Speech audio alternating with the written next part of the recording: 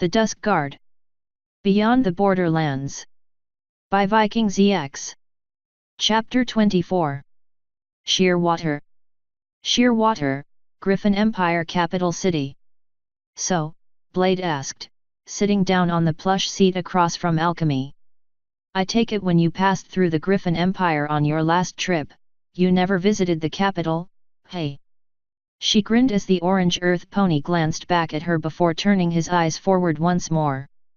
No, he said, squinting through the heavy glass at the distant desert. I never did. When I traveled to the Plainslands, we went directly there by ship. And on the way back, well, he shrugged, his eyes still staring straight ahead, fixed on oncoming tracks that had sliced a line across the scrub brush. We stuck pretty close to the coast until they could get me passage back to Equestria. Blade nodded as her own eyes drifted to the side, away from the oncoming tracks and towards the vibrant, wide-open desert on either side of the train. It looked flat, though she knew that was just an illusion based on their speed. The ground was hard and dry, ridged, with stone outcroppings and plenty of little slot canyons to hide in. Here and there a butte towered over the landscape like an ancient sentinel, the dull, tanned orange of the stone standing in silent contrast to the vivid blue sky. They were still a few miles away from the outskirts of Sheerwater, so most of the terrain was only sparsely occupied. But even then, there were clear signs of occupation if one knew where to look. Her eyes drifted towards one of the distant buttes, a towering, staggeringly tall monolith whose shadow had to stretch for at least a quarter mile. There was a haze about its base, a cloud of dust that seemed to hang in the air around where the shadow was currently situated. Livestock, she thought as she watched the dust cloud shift. She lifted her eyes upward, working her gaze along the face of the butte, picking out the telltale signs of residence. A depression here, a railed platform there. She had no doubt that if she were to spread her wings and fly over the butte, she'd find that the entire top half had been hollowed out, maybe turned into a gigantic reservoir for the few times it did rain. The rest of the time, its owners would be pumping water from one of the 3 rivers that fed into Sheerwater Lake. Hey, Alchemy said, apparently catching sight of her gaze. What are you looking at? A settlement, Blade said, and the earth pony's eyes widened. A ranch, from the look of it. Wow! Alchemy said, rearing up and putting his hooves up against the glass. They all live in that rock tower. It's called a butte, she said. But yet, remember how the pinnacle was hollowed out? She gestured toward the distant rock. Same principle. Griffins like to live high up, where we can fly easily and get a good view of our surroundings. There was a soft thump from the back of the car, and Blade turned to see Frost stepping through the rear stairwell. The mare gave her a nod, and she returned it. Why not just build cloud structures, like the Pegasi? Alchemy asked, his eyes still fixed on the distant butte. I guess it is new, she thought as she eyed his interest. All the cities we've passed so far have been more standard places laid out like a more typical village but on a mountainside or a hill. It hadn't escaped her notice that several of the stops they'd made had only happened after a long climb, but maybe it had escaped Alchemy's. We're not quite as good at weather working as the Pegasi are, she said, shrugging as Frost took a seat nearby. She glanced at the mare, and when she didn't say anything, continued. Basically, she said. We can work weather and make cloud structures, but we aren't as good at it. We do have cloud cities, but they're usually smaller and simpler as a result. Plus, most of us don't want to be too far away from our food supply. It seems like a desert isn't exactly the best place for that, Frost said, pointing one hoof at the surrounding countryside. Her pale white mane was slightly damp, and it didn't escape Blade's notice that there was a faint, purple shimmer around the unicorn's horn. Having grown up on the ocean, the heat of the desert, even inside the water-cooled luxury carriage they'd been granted, was more than enough to wear the mare out. You'd be surprised, Blade said, tilting her head back towards the distant butte. A lot of things can live off of the scrub brush here if they need to. Most of the livestock just eats that.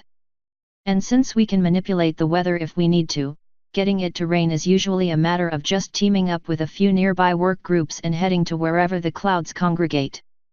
She leaned back in her seat as the butte slowly swept off into the distance behind them. They were making good time. Plus, the rivers do a lot for Sheerwater. You ever had freshwater shrimp? Or prawns? Both ponies shook their heads. Well then, she said as the door to the rear stairs slid open again with a soft thump.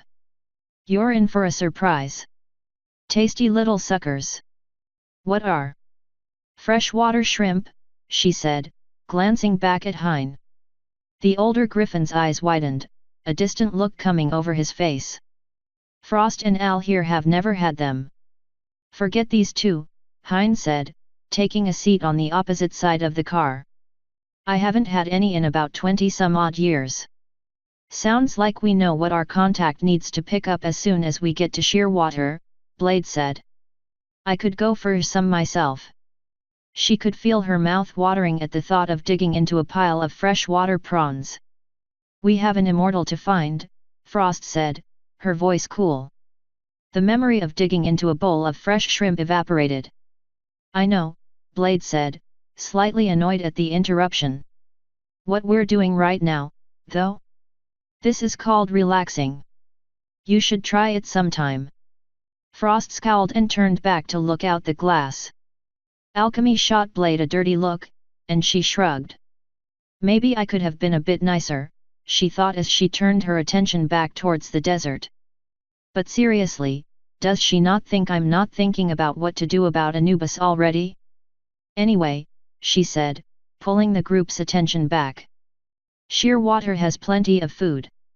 Even crop-based stuff, thanks to the three rivers. How's that work anyway? Alchemy asked. Blade looked at Hein. The older griffin shrugged. Pretty simple. 3 rivers, all of them meeting at Sheerwater. That's plenty of water for irrigating all the cropland north of the city. I haven't seen any of it, Alchemy said. It's all down in the canyon, Blade said, leaning back in her seat. Canyon. She and Hein glanced at one another. How much do you know about Sheerwater? Hein asked as the car began to tilt forward, the train going into a gradual descent. Blade glanced up ahead, through the thick, forward windows of the observation deck. The custom luxury car they'd been given wasn't quite as nice as the private car her last employers had made use of, but at the same time it was still pretty nice. Also, it wasn't quite so full of guilt. Just that it's the capital of the Griffin Empire, Alchemy said. And it's called the City of Spires. Do you know why? Hein asked. Alchemy shook his head. You've got this, Blade said as Hein glanced in her direction. Better to let him take it, since knowing a bit about the city would be good for Frost. Ahead of them, she could see the landscape rising slightly as they approached a long, flat-topped mesa. There was a black spot ahead of them. A tunnel. Fine, Hein said, turning back towards Alchemy. Sheerwater is called the City of Spires because, well, Tartarus, how to describe it? Have you ever seen a canyon? Yes, Alchemy said. Right. How large of one? The sky overhead vanished as the train swept into the tunnel, the faint chuff of the engine echoing around them as they passed into the cool underground. There were some near where I grew up, Alchemy said. Pretty large. Were any of them large enough that they had standing pillars of stone in them? Hein asked. Where the river had switched direction and started going a new direction after some time. Well, yes. It was hard to see Alchemy's face in the dimness of the tunnel, but Blade could imagine the look of curiosity on his muzzle well enough. How large? There was a shuffling sound as Alchemy shrugged. Maybe 40, 50 feet across. All right, Hein said. Now, imagine what would happen if you had a spot where 3 rivers met, and someone probably knows how long ago, but I sure don't, spread out in a delta around a butte that was already there. You'd get a really, really wide canyon after a while, right? Okay. One with a lot of spires of rock, most of them originally islands in their own right, but now towers as the river dug itself lower. "I have no idea what you're talking about," Frost said, her horn growing a little brighter and casting a purple light over everything. "Well, that's fine," Hines said. "In a minute, you're going to. Once we get past the mesa, you'll be able to see it all, the canyon, the city itself, everything." There was a wistful tone to his voice. "Why not just go over the mesa?" Frost asked. "Or around it? Then we could see it already." "The mesa is soft rock," Hines said. "You might not be able to feel it, but we're getting lower, too. It was easier to tunnel through it and build a bridge at the end than create a giant switchback." Blade blinked. "That's why? I'd never thought about it." "It's also a defensive consideration," Hines said. "In the event of invasion by rail, the bridge can be collapsed, along with both ends of the tunnel, trapping and then sealing an entire train's worth of forces." "Oh," Blade said, feeling an urge to shift her wings. Trapped under tons of rock, it didn't seem like a very good way to go. "Let's hope no one knows we're coming, then." She peered ahead, her eyes picking out a distant bright patch that was growing closer and closer. "And for those of you who've never seen it, I think we're about to get our first view of the city of Sheerwater itself." Up ahead the bright, white glow resolved itself into a tunnel entrance. A moment later the train burst free of the earth and into the sunlight, Blade blinking as her eyes adjusted to the sudden glare. Then, from around her, she heard the gasps. She smiled, her own eyes still adjusting, and then she too took her first look in years at the Griffin Empire capital. The city was spread out before them as the train continued onward across a bridge of heavy wooden trestles. It was easy to see what had made both Alchemy and Frost gasp.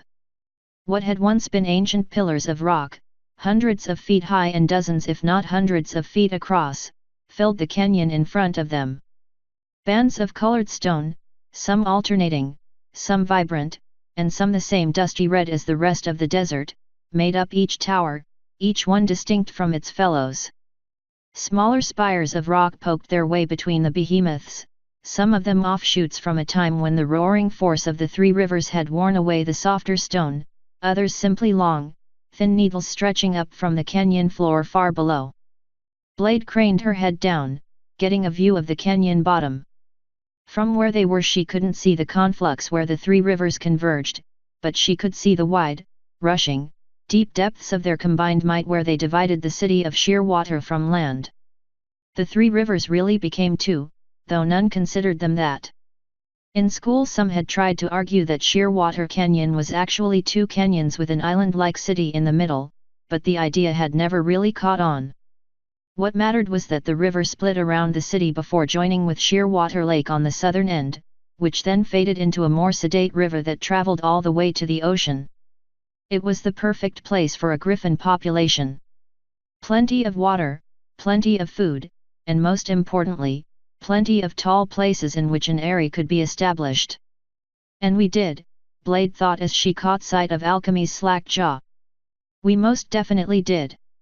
Each one of the mighty stone pillars had been shaped, carved by over 2,000 years of occupation.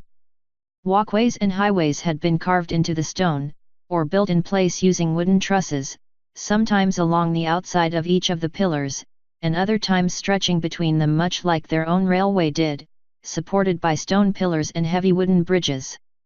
Pennants and clan sigils flew from the tops of various pillars, and large, damp-looking pipes snaked their way across the surface of the city, ferrying water from the three rivers to wherever it was needed. Even the bases of each of the stone monoliths had been colonized. Blade could see hundreds of stone and wood structures that had been built up in the shadows of the towering stone, along with wide, winding pathways that twisted back and forth as they made their way down the side of the old gravel slopes.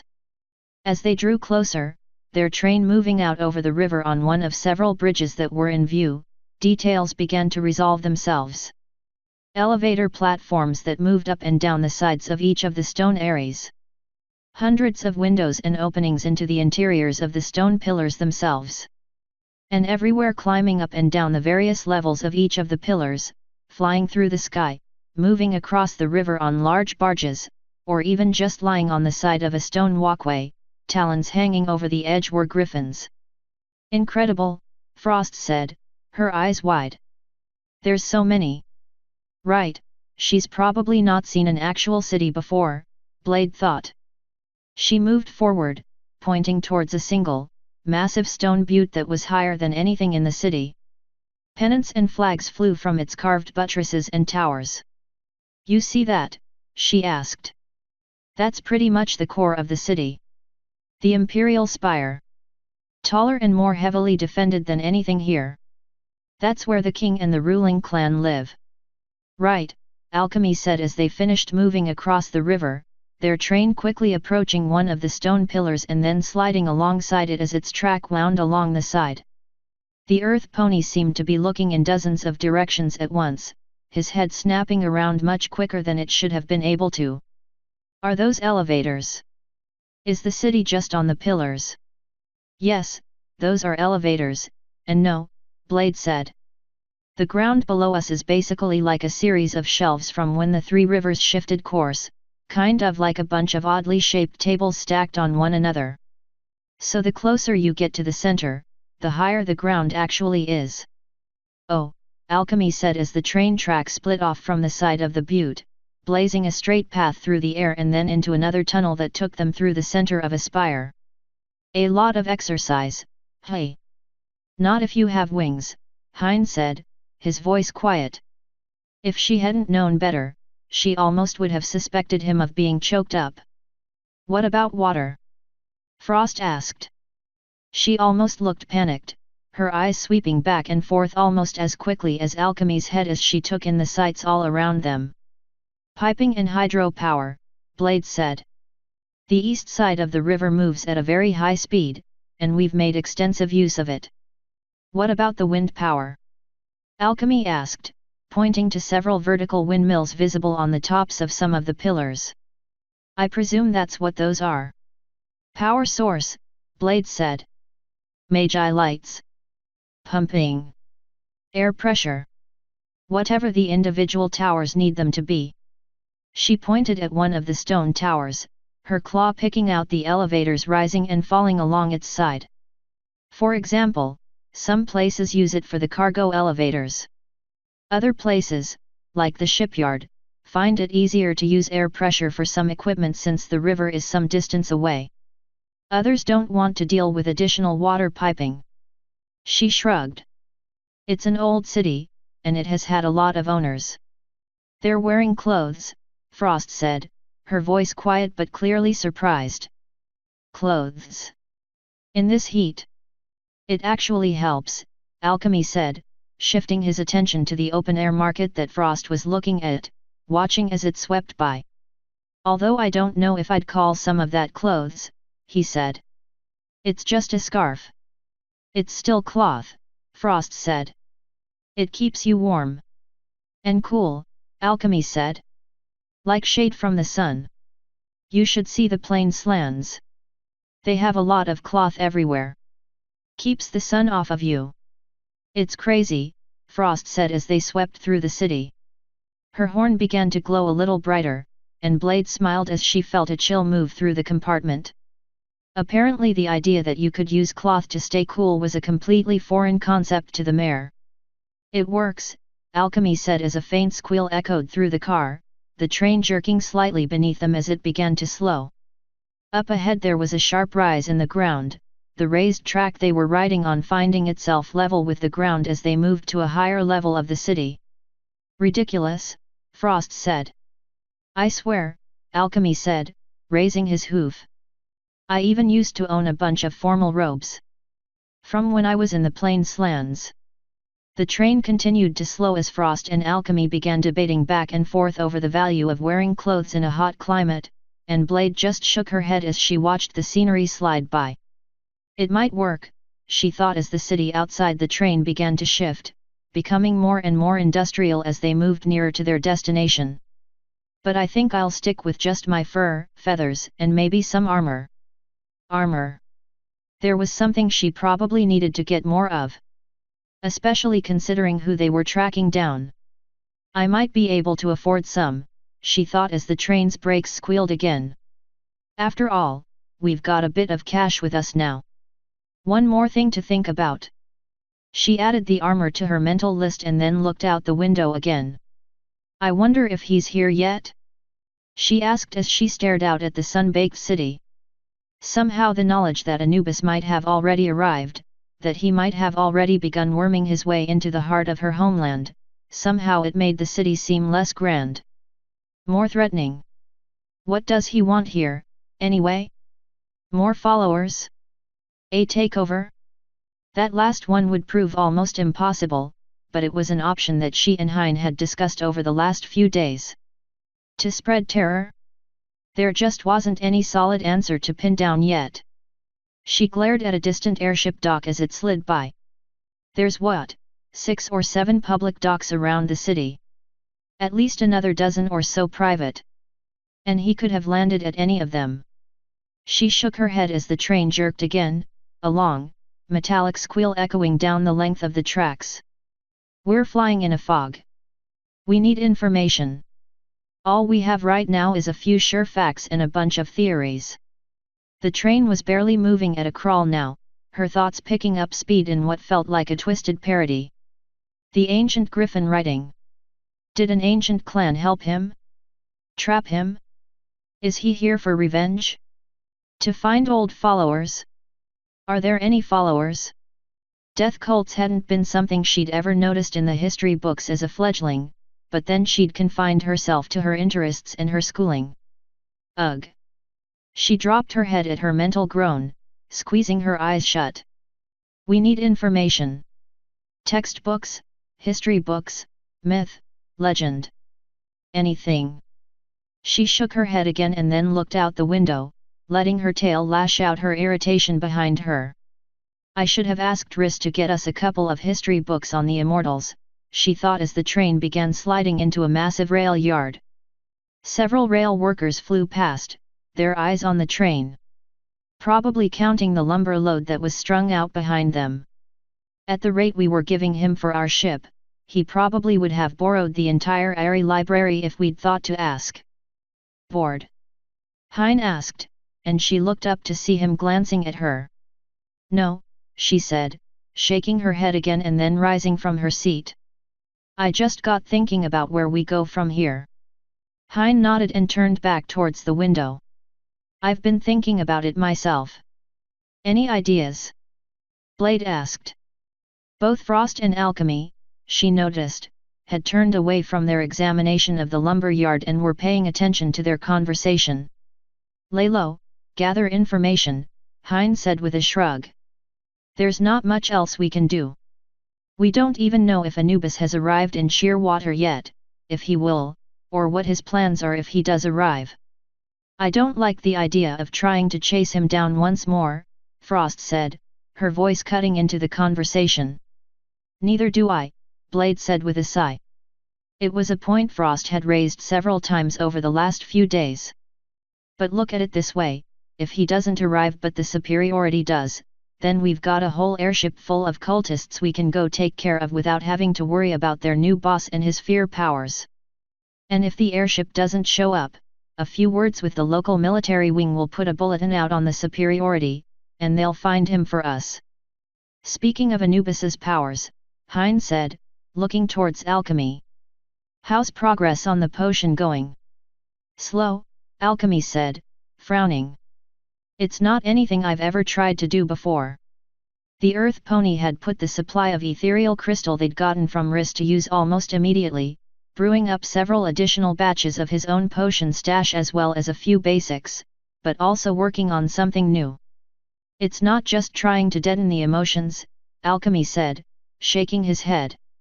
I thought of that, and there are potions for it, but all Anubis would have to do is simply overwhelm the user with more and more protracted fear. Besides, potions don't remove the subconscious, automatic effects, like the adrenaline and the muscles locking. Even if a conscious will can overcome it, deadening the conscious reaction just isn't enough. So what are we looking at then? Blade asked. Alchemy offered a small shrug. At the moment? I'm trying to figure out if there's another way to negate the effects of his fear field, for lack of a better word. I might be onto something with a polar opposite, but, he shook his head. There's a major drawback, though. To all of it. Which is? Frost asked. It's all theoretical, Alchemy said. I can come up with a number of potions that should help, but we won't actually know for certain until we test them. Blade nodded. Which means using them when we face Anubis. Yeah, Alchemy said. Unfortunately, that's the best I can do. I don't have any way of replicating the particular spell he used. What if I tried? Frost asked. It wouldn't work, Alchemy said. The energy distribution could be completely different or even a different type altogether. The only way to counter that would be to try and counter just the emotion of fear itself, but that's not feasible either. Why not? He shook his head. Understanding the actual explanation would take at least an hour, plus an advanced understanding of potions, magical resonance, personal magic fields, and the science behind the workings of the specific spell itself.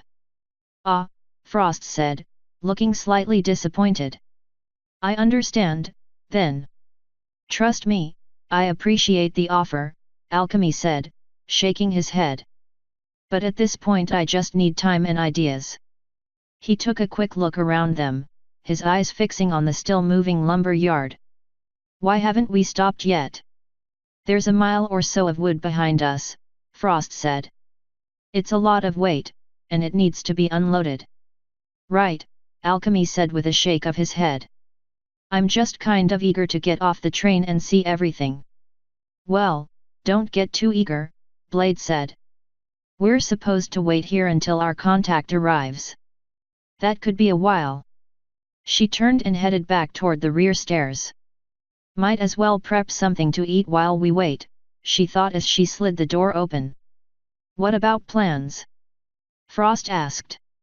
Frost, she said, turning and looking back at the mare. We've gone over it and over it for 3 days. At this point, if any of us think of anything new, then we can bring it up with everyone else. But until then, I'm going to get lunch and wait for our contact to arrive. Her answer seemed to satisfy the mare, or at least, she hoped it did. We've been talking about this for days, she thought as she moved down to the first level of their car and over to the small kitchen. But at this point, we're just running around flapping our wings like kids pretending to fly. We need solid info. She felt the train come to a final stop as she scarfed down one of the sandwiches from the fridge. Hopefully it meant that their contact would arrive soon, though she knew she couldn't count on that fact. In all likelihood Rissa's contact would be someone working the rail system, and they would need to get the message first before they could come and get them. If they decide to go through with it at all, she thought, though she dismissed the idea almost as quickly as it had come. You're just irritable, she thought as she unwrapped the second sandwich, the scent of thick, juicy chicken making her salivate. Riss wouldn't have a contact down here he wouldn't trust with a simple job. Besides, if we were strung out, we could always find a hotel room somewhere. 6,500 reeds was a pretty nice sum. Enough to last them a good while, provided all they needed to do was lay low. Unfortunately, if we tangle with Anubis or the city guard, laying low in a hotel room won't be as possible. We'd have to. She shoved the thought away and took another bite of her sandwich. Stop thinking about it. You can't do anything about it, so why bother wasting time on it? Come on, Blade. Walk before you run, run before you fly. She finished the rest of the sandwich in silence, watching through one of the tinted lower windows as the lumber yard went to the work of unloading the train. It was a fairly standard process. A worker would roll up with a heavy-duty, extra-long carriage, and the lumber yard workers would go to work unloading each flatbed, uncovering the recently cut boards and moving them over to the carriage one by one. As soon as the carriage was loaded, it was off, pulled away to another part of the yard while a new carriage was brought into place. Pretty much the reverse of home, Blade thought as she watched the various sapients work. It was mostly griffins, but she could see the occasional pony, minotaur, and even zebra appearing from time to time as part of the carriage crews. Except there we just loaded the trains. She'd never been big on the numbers, but she knew that the Talmos area was responsible for a large portion of the Empire's lumber. And, with the care they were taking, would be for centuries to come. Centuries, she thought as she watched the workers start on another one of the flatbeds, rolling the carriage back so they could pass the thick boards over. Anubis was locked away for centuries. At least 1600 years. So why Sheerwater? She shook her head again, chasing away the circling thoughts. She could worry about it later. When they had a little bit more to go on. Right now, just think about what you're going to do. A history book, she decided, balling up her leftover sandwich wrapping. I'm definitely going to get a history book. Or at least a chunk of wood. She needed something to whittle. Asterisk. It was dark when their contact finally arrived. Blade's head snapped up as the faint knock echoed through the car, and she glanced over to where Hein was sitting with his eyes shut. Or had been. His eyes were open now, alert and searching. Blade spoke first. It could be our contact, she said, rising from her seat, where she'd been idly trying not to put any more claw marks into the bit of scrap wood she'd nabbed from the lumberyard during a brief excursion. It already bore a strong resemblance to one of the many clan pennants flying around the city, and as much as her claws itched she'd been trying to resist simply trying to make something else out of it for the sake of boredom. It also might not be, Hein answered, lifting himself from his seat and spreading his wings as he looked at the front entrance. The knock came again, this time a little louder. Only one way to find out, Blade thought, passing Hein as she moved over to the door and pulled it open. Yes.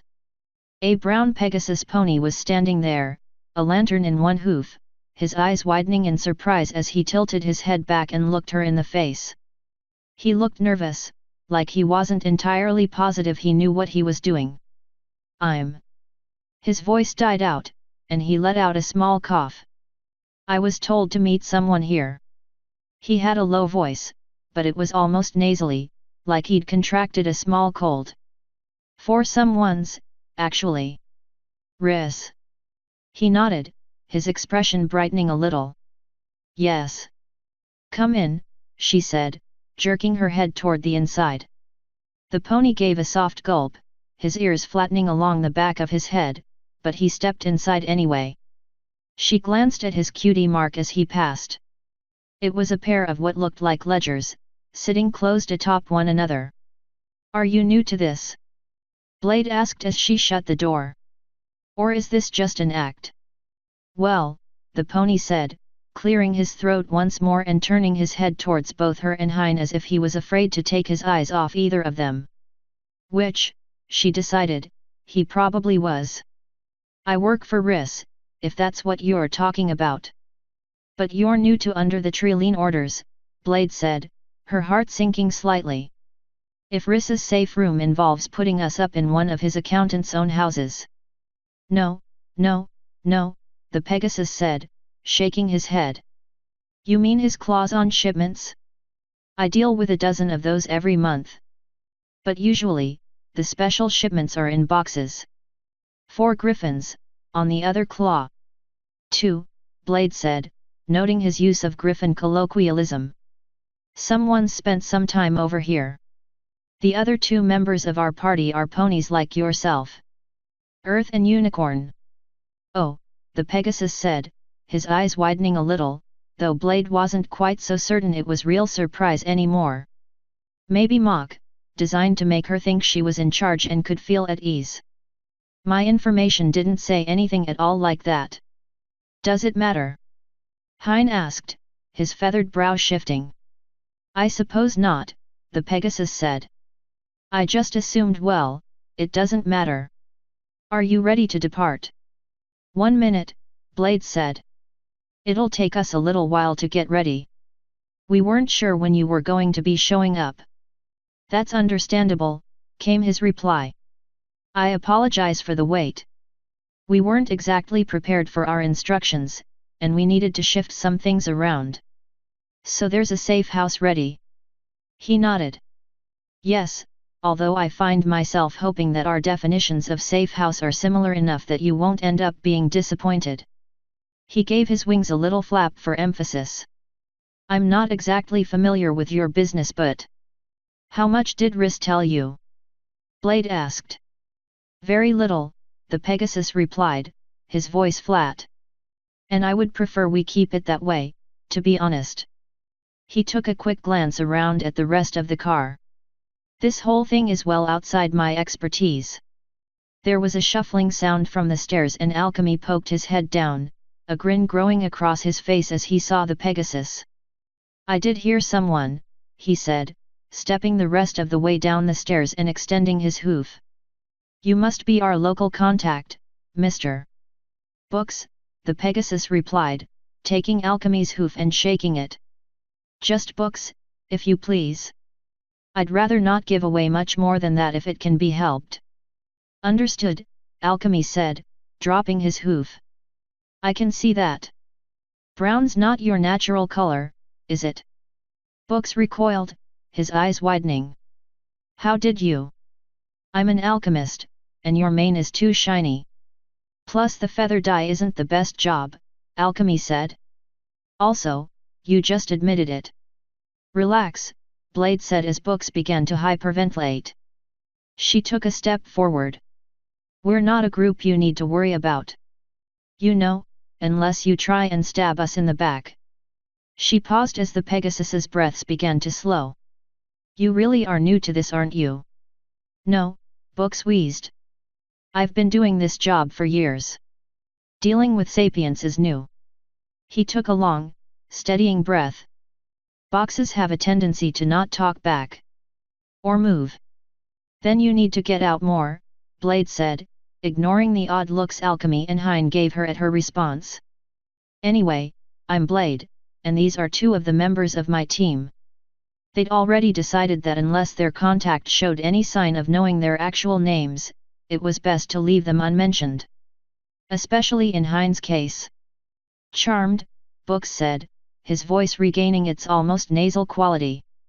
He didn't say anything about the lack of names. If anything, he almost looked relieved that the subject hadn't come up.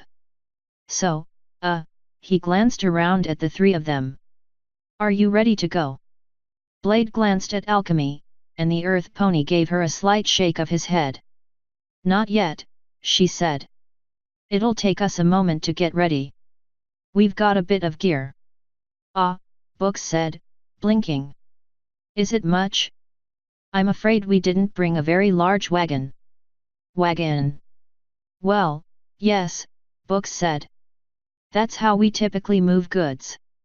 We have a wagon. Filled with a few empty crates that we padded. So we'll be moving blind. Books shook his head. I don't know what else you would expect. This isn't my line of business. I move boxes of goods. Or look up information. I don't help people sneak off of a train. Blade shook her head. It's fine. We'll make it work. She gave Alchemy a quick toss of her head, and he nodded, turning and moving back up the stairs. We'll ride in the crates until we're clear of the lumber yard and you can take us to your safe house.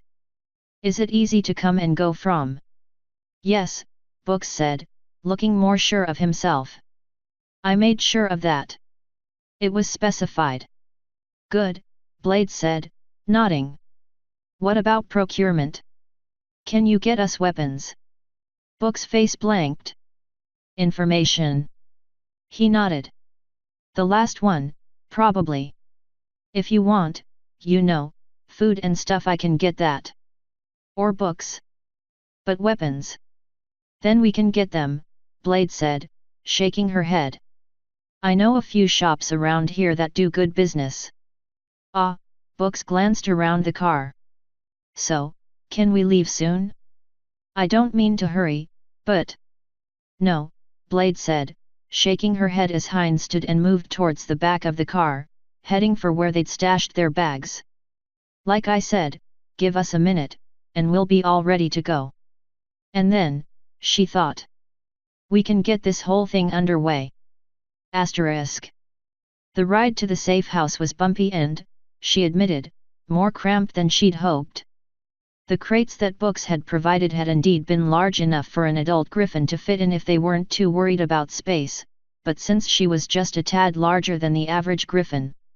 Note to self, she thought as the wagon rolled over another bump. If you ever get a favor from Riss again, make sure you're a bit more specific in your own messages. Her head bounced against the roof of the crate, and she bit back a curse as the wood rattled. Or have him get more competent employees to handle things. At least they were on their way to their safe house at last, with their gear safely stowed inside a fifth crate that Books had brought just for the occasion. He thought that far ahead, she thought as the wagon came to a slow stop. The light that was seeping in through the gaps in the rough wooden crate shifted as someone moved past, and she fought the urge to get ready for a fight. Relax, she told herself. Books is on your side. Unless he's not, in which case, whose side would he be on? He doesn't know who Hein is, couldn't know, unless he's seen some records that he shouldn't have, or Riss knew more than he let on. But the light shifted again, and she relaxed a little as the wagon resumed moving. There was a rattle, a faint bounce that didn't quite feel like a normal dip in the roads, and then the wagon came to a stop again. There was a long, low, rolling rumble, and then a hoof rapped on the side of the wagon. "We're here," Books said, his whisper echoing loudly across whatever space they'd found themselves in. "You guys can come out." "Finally," Blade said, reaching up and pushing the crate lid aside. It slid away, letting out a loud bang as it hit the wagon floor. She took a quick look around as her eyes adjusted. They were in a small warehouse, their wagon parked alongside two others. Beside her another crate opened up, Hein sticking his head out and stretching his wings. "This it?" she asked, scanning the warehouse. "No," Books said, shaking his head as she brought her gaze back around to on him. The rest of the warehouse was empty. "The safe house is about a half-mile that way." "Why'd we stop here?" Blade asked, spreading her wings and leaping free of the crate. After a few days confined to a train car, it felt good to stretch her wings once more, even if it was in a small space. "Because I didn't see any point in hauling you all the way to the safe house and then bringing the wagon back," Books said. "Especially since the four of you put together aren't exactly light, the safe house is a level up from here, and a wagon full of goods would look out of place in that neighborhood at this time of night." Blade thought about it for a moment and then nodded. "Fair point," she said, settling near the end of the wagon, where Frost had opened the last crate and taken it upon herself to distribute their bags. Blade reached out and snagged hers, slinging them over her back in one smooth motion. "Lead on." Books led them out of the warehouse, pausing only to shut the lights off and make sure that the warehouse door was locked before moving off down the street. The rest of the team followed, all of them, Blade noticed, looking in every direction like a pack of awestruck tourists. Particularly Frost, who seemed completely stunned by the city around them. "I guess when the biggest city you've ever seen has a population of maybe 5,000 or 6,000, a city of over 500,000 is bound to get your attention," Blade thought as she followed the group down the street. Even she had to admit that for an industrial sector there was a lot of activity considering how late it was. Griffins were still flying through the sky, and the place was hardly quiet, but it definitely was going to be a lot more active when daylight came. "We might have to have her sit outside for a while, as much as I'd rather not do that," Blade thought as they moved away from the industrial area and into the shadow of one of the pillars. Or at least near a window. Get it out of her system. We need her mind on the mission. Then again, she thought as she looked closer. There was a slightly sharp edge to Frost's gaze, as if the dangerous, deadly mare that Blade knew was lurking just under the surface. Maybe she'll be just fine. But it wouldn't hurt to let the mare see a bit of the city. Especially if they could do it without being seen. Also, we need freshwater prawns. They turned onto a side street, moving closer towards the base of the nearest pillar. It was quieter than the pillars nearby, with less light. Underfoot, the stone became smoother, more well-worn. The homes grew a little nicer looking, standing taller, with more intricate designs to their construction. Everything felt newer, more recent. So, Books said as they turned onto an even smaller street. Blade glanced at him, but the Pegasus had the sense to keep his voice low. We're almost there, but before I bid you guys good night, what do you need that I can get for you? I'll have it here first thing in the morning, if I can. He stopped outside a small but well-built 2-story stone home, its windows dark. We need a few things, Blade said, looking up at the house. Is this it? She asked. Yep, Books said. Let me show you around. He trotted up the short walkway to the front door and procured a key from somewhere among his wing feathers. There was a heavy click as the door unlocked, far heavier a sound than she would have expected. More weight behind that door than it looks like it has, Blade thought as she watched Books shoulder it open. After spending so much time around doors that slid from one side to the other, it almost seemed odd to see a door that opened like, well, a door. Books waved them inside, his wingtip brushing a switch on the wall as did. The light flickered on. Okay, Blade said, nodding as she stepped inside and took a quick look at the front room. Not bad. I thought so, Books said as the rest of the group filed in. There was a slight touch of pride to his voice. I'll admit, when I was told to build another safe house about a year ago, I was reading a lot of adventure novels, so I went a little overboard with what basically amounts to a storage shed, but... No, Hein said, nodding in agreement as he pushed the door shut. I like it. Utilitarian, but with purpose. At some point, the home had been intended for the typical Griffin family. The interior was wide and open, with a high ceiling that opened up to a second story which looked to just be rooms. Wide, open doorways connected the main rooms to one another, and there was a decent spread of furniture. A stone staircase near the entrance marked the path upwards for those who lacked wings. Except that things were off. The walls were mostly clear, bereft of any clan or family heirlooms. Instead, one wall was dominated by a massive chalkboard, the kind that could have been found in any classroom.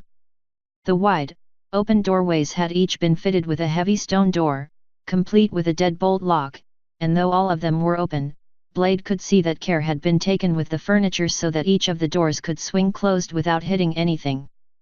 The rugs underfoot were tightly woven, and seemed to be weighted along the edges so that they wouldn't kick up easily. Even the open space above them had been utilized. A large cargo net had been stretched across a decent portion of it, opening it up for usage as a storage area. Wow, Blade said. You weren't kidding. Even the furniture was purposeful. She could see from the way that much of it was sitting that it was designed to either fold up or serve as additional storage space. Is there a secret entrance? 2, actually, Books said. One leads to the alley on the side of the house. The other down into a chunk of the sewer system that we walled off and rerouted. It'll take you to the next neighborhood over. Okay, she said, sitting back on her haunch. I'm impressed.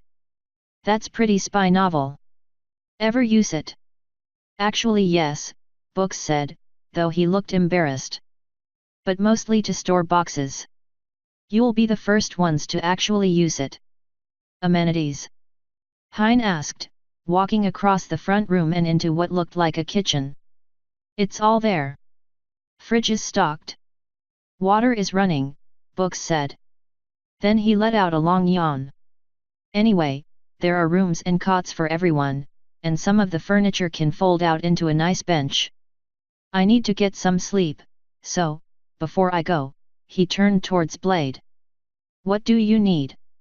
At the moment, Blade said, feeling a faint yawn building in the back of her own throat. Just information. Local papers. I can get those. Some history books on the Immortals. Detailed stuff.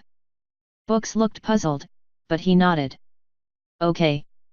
And we need to know whether or not an airship has arrived here in Sheerwater at all in the last few weeks, or if it hasn't, we need to know the moment it comes in. The superiority. Don't ask around about it, at least not with anyone you don't trust. If it's docked somewhere, don't go check it out. Or get too close. Just let us know where. All right. The last bit of instructions had him looking a little worried, but she pressed on. Also, a map of the city. Anything else? She thought for a moment. Keep your eyes on the currents. If something unusual is going on, let us know about it. How unusual? You mean like the king's daughter sneaking out or? No, she said, shaking her head. Like, oh, someone going missing who shouldn't be. Something that shakes up the underside of the city. That gets everyone wondering. Makes sense. Yeah, Books said. I think so. He had a slightly alarmed look on his face. Should I be worried about all this? Not if it's going to get in the way of being you, Blade said, placing a pair of talons on his back and guiding him towards the door. If all goes well, you won't have to deal with us after a day or two, and it'll be like we were never here. And if things don't go well? Hein asked as soon as she'd shut the door behind the slightly panicked-looking Pegasus. Then we get to find out how well our new aide does when he's thrown into a real-life adventure novel, don't we? Blade said, finally taking the moment to let her yawn out. Anyway, I don't know about you, but I'm ready to pick a bench or a nest or whatever and call it a night. Hein nodded. I know the feeling. Waiting around all day makes you tired. Well then, Blade said, eyeing the upper rooms and wondering if any of them had been furnished with a more traditional griffin bed. In that case, let's get some sleep. After all, we've got a lot to do tomorrow. Count of laws broken, 4. Total laws broken, 90. Damage value, in bits 0. Total damage value, in bits 390,941.